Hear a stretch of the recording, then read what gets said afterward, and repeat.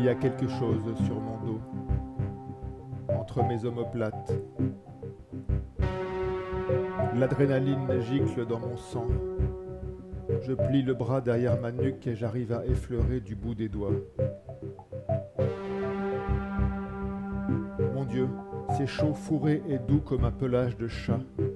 Ça frétille tel un colibri. C'est calme et incroyablement véloce à la fois, hyper nerveux et zen. Je n'arrive pas à trouver l'image en moi. Cette sensation que ça donne et la forme que je sens que ça a. Il est là. C'est tout.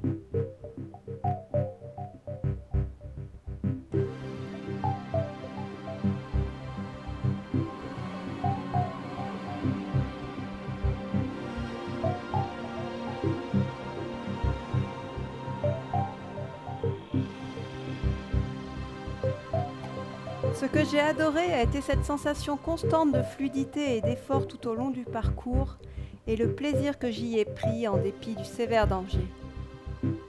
J'ai savouré la partie au sol, les sauts de précision de muret en muret, les interlignes, les courses, la façon dont Tony nous a fait couper à travers les grillages par-dessus les portails, monter au poteau, redescendre, filer par-dessus les voitures. Il allait tellement vite que nous perdions sans cesse sa trace, alors il ralentissait et nous éclairait la voie. Toute la partie finale du parcours, au moment où nous sommes remontés sur le toit de l'église par les gouttières, les bas-reliefs et les gargouilles, je n'aurais pas cru que j'en sois capable, même encordée.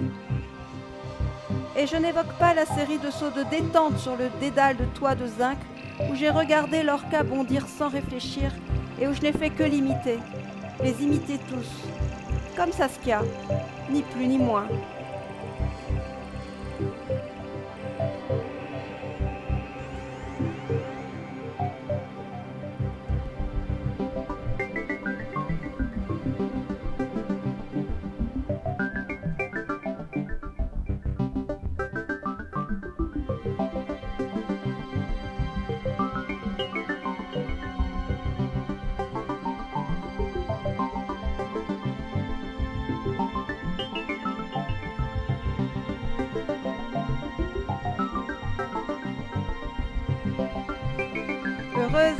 Si heureuse de pouvoir bondir hors du canyon, notre Tishka.